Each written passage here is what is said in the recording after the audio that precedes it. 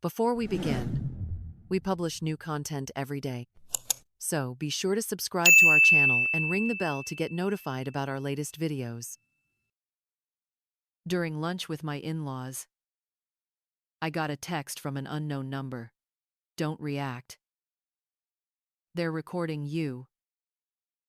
My hands trembled slightly as I set my phone face down on the white linen tablecloth. But I forced my expression to remain neutral.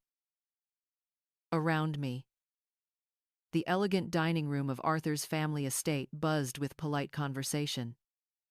The crystal chandelier casting rainbows across the mahogany table where 3 generations of Vanderbilts had gathered for our monthly family meal.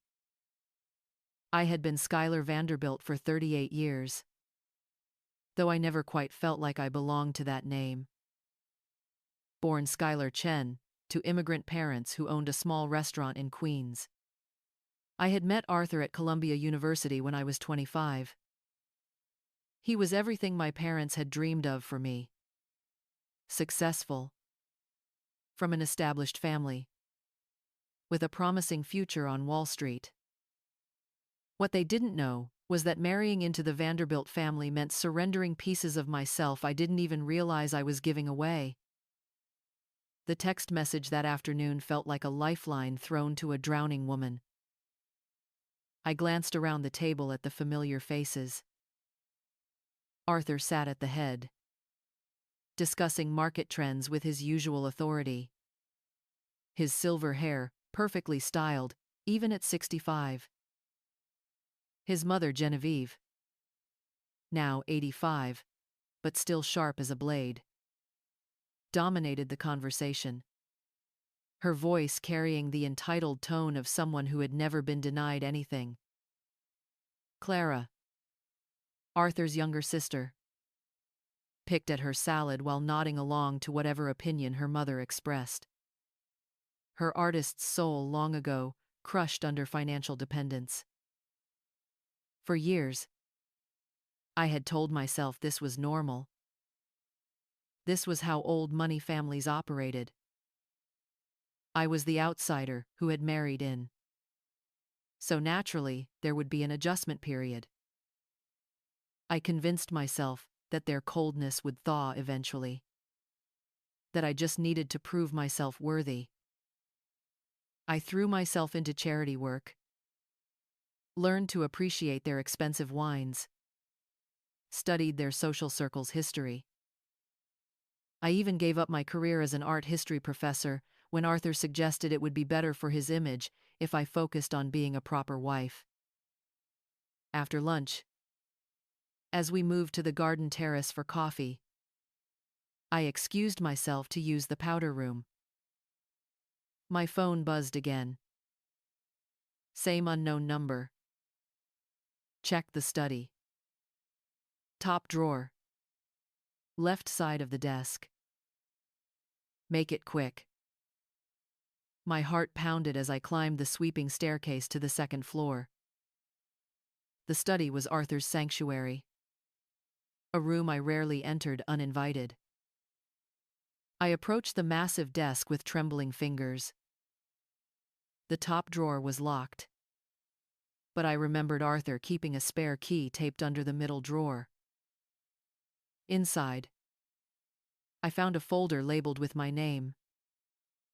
My breath caught as I opened it and found dozens of photographs printed from what appeared to be hidden cameras throughout our home. Pictures of me in my nightgown, brushing my teeth, having private phone conversations with my sister. But worse than the invasion of privacy were the notes scrawled in Genevieve's sharp handwriting across many of the images. Shows signs of paranoid behavior. One note, read across a photo of me, checking the locks before bed. Talking to herself frequently. Another declared over an image of me singing while cooking. The most damning was a photo of me crying while reading a letter from my deceased mother. With the notation. Clear evidence of emotional instability. At the bottom was a business card for a psychiatrist I had never heard of. Dr. Marcus Hoffman. with a note in Arthur's handwriting, willing to provide professional assessment based on submitted evidence. The pieces of a horrifying puzzle began to fall into place.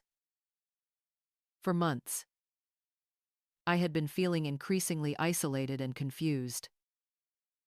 Arthur had been suggesting more frequently that I seemed forgetful, that I was becoming difficult to live with.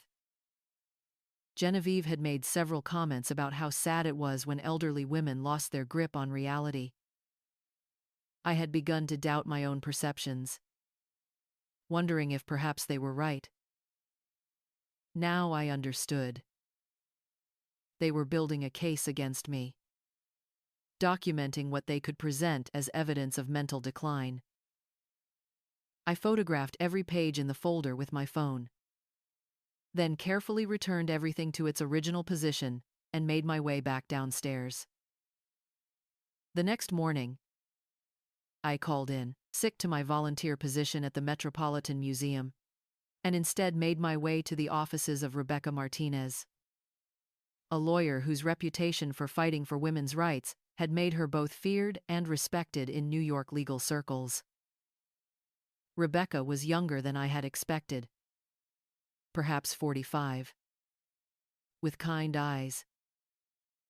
I spread the printed photos across her conference table, watching her expression grow increasingly grave as she reviewed the evidence. "This is extensive and systematic," she said finally. "This appears to be an attempt to establish grounds for a conservatorship or guardianship. If they can prove you're mentally incompetent, they could potentially gain control over your finances, your living situation, even your medical decisions." Over the following weeks, I lived a double life that would have impressed any actress. During the day, I continued my routine of charity luncheons and museum visits, playing the role Arthur and Genevieve expected. But in my spare moments, I was documenting everything. I found more cameras hidden throughout our apartment, disguised as picture frames and decorative objects. Rebecca had connected me with a private investigator, Sarah Kim, who helped me understand how to protect myself while gathering evidence.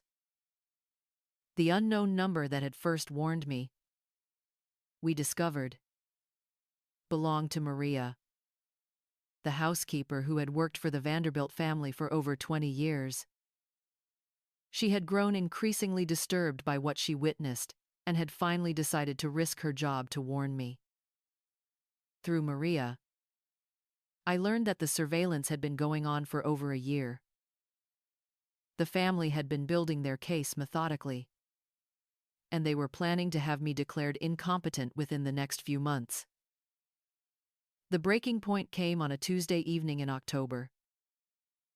I was in the kitchen when I heard Arthur speaking on the phone in his office. The door was slightly ajar. "Yes, Dr. Hoffman. I understand the timeline. My mother is anxious to proceed. The documentation you've received should be more than sufficient. We're particularly concerned about her paranoid behaviors and her increasing social withdrawal." I stood frozen in the hallway, listening to my husband discuss my supposed mental decline with a psychiatrist I had never met. He spoke about me as if I were already gone, as if the woman he had married was nothing more than an inconvenient problem to be solved. The irony was bitter. I was withdrawing socially because I had finally realized how toxic my social circle was. I was behaving paranoid because I was actually being watched and plotted against. Every symptom they were attributing to mental illness was actually a rational response to their psychological abuse. That night, I made my decision. I could not continue living as a prisoner in my own home, watching every word and action for fear it would be twisted into evidence against me. The next morning, while Arthur was at his office, I systematically went through our apartment and removed every personal item that belonged to me. My mother's jewelry, my books, the few photographs from my childhood, my computer with 38 years of digital memories. I packed everything into suitcases and boxes, working quickly but carefully. Then I sat down at the kitchen table and wrote Arthur a letter. I kept it simple and direct, explaining that I was aware of the surveillance, the planned conservatorship, and his discussions with Dr. Hoffman. I told him that I was leaving, and that he should contact my lawyer for any future communication. By the time Arthur returned home that evening, I was already settled into a furnished apartment on the Upper West Side that Rebecca had helped me secure. I had transferred my personal assets to accounts he could not access, and had begun the process of filing for divorce. I also filed a restraining order based on the surveillance evidence and initiated a civil lawsuit for invasion of privacy. The next few months were the most challenging of my life, but also the most liberating. Arthur and Genevieve's reaction was swift and vicious. They hired expensive lawyers and spread rumors in our social circle about my mental instability. Several people I had considered friends distanced themselves, unwilling to take sides, or perhaps believing the stories they were told. But for every person who abandoned me, I found someone else who offered support. Rebecca introduced me to other women who had escaped similar situations, and I began to understand that my experience was not unique. There were support groups for older women dealing with financial abuse, emotional manipulation, and attempts to have them declared incompetent. Through therapy, I began to understand how gradually I had been conditioned to doubt myself. The process had been so subtle that I hadn't recognized it happening. A comment here about my forgetfulness. A suggestion there that I was becoming difficult to live with. Constant corrections and contradictions that made me question my own perceptions. The legal proceedings dragged on for over a year. But eventually the truth became impossible to deny. The surveillance evidence was damning. And Dr. Hoffman's involvement in the scheme without ever having met me was a clear violation of medical ethics. Arthur was forced to agree to a generous divorce settlement, and Genevieve's reputation in New York society never recovered from the scandal. But more important than any financial settlement was the life I was able to build for myself.